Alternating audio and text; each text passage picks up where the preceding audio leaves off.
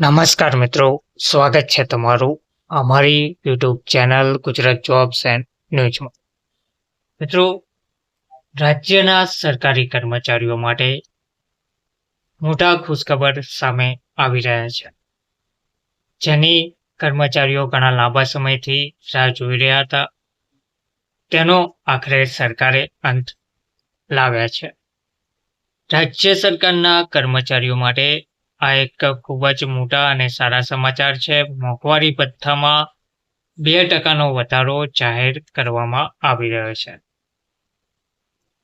તો ગણેશ ચતુર્થીના એક દિવસ પહેલા જ એસટી નિગમમાં કામ કરતા કર્મચારીઓ માટે ખુશીના સમાચાર સામે આવ્યા છે.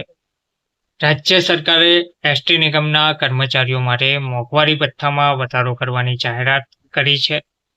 સરકારના આ નિર્ણયથી એસટી નિગમમાં કામ કરતા દરેક કર્મચારીઓના પગારમાં વધારો થશે. હર્ષ સંઘવીએ આ જાહેરાત કરી છે. રાજ્ય કક્ષાના મંત્રી હર્ષ સંઘવીએ એક્સ પર પોસ્ટ કરીને આ માહિતી આપી છે. હર્ષ સંઘવીએ કહ્યું છે કે એસટી નિગમના કર્મચારીઓ માટે આ એક આનંદના સમાચાર છે. અન્ય કર્મચારીઓની જેમ એસટી નિગમના કર્મચારીઓના મોંઘવારી ભથ્થામાં પણ 2%નો વધારો જાહેર કર્યો છે.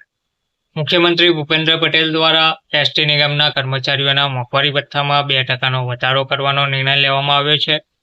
રાજ્ય સરકારની જાહેરાત પ્રમાણે 2%ના વધારા બાદ એસટી વિભાગના કર્મચારીઓને 55%ના દરે મોંઘવારી ભથ્થું મળશે. હર્ષ સંઘવીએ કરેલી જાહેરાત પ્રમાણે આ કર્મચારીઓને મોંઘવારી ભથ્થાનું એરિયર્સ પણ ચૂકવવાનો નિર્ણય કરવામાં આવ્યો છે. ધન્યવાદ.